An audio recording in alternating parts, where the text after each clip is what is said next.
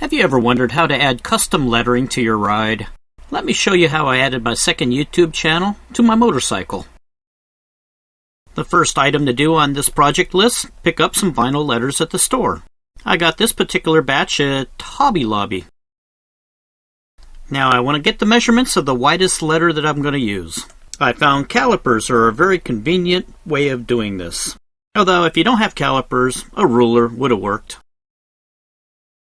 Now I'm going to transcribe that distance over onto a piece of hardstock. The height and the width of the letter M or W is exactly the same. Cut out the strip that you just marked off. Now we want to transcribe the width of each letter and cut those out. Thoroughly clean the place you're putting these letters with isopropyl alcohol. I'm using 99% pure alcohol here. This will help your letters to stick better. On the right side of the screen you can see where I made like a template. This was just so I could get an idea of how I wanted to place my letters.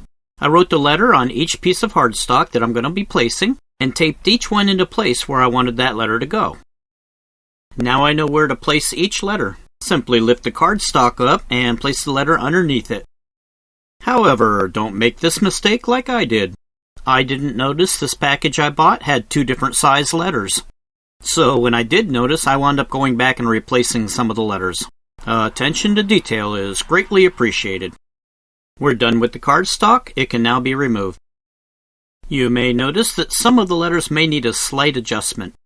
This can easily be done at this point since you haven't actually put a lot of pressure on the letters yet. They're not fully stuck.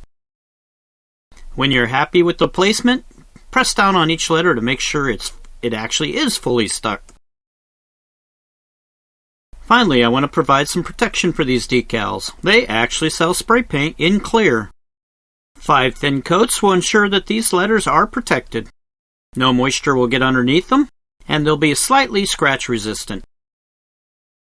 Well, thanks for watching.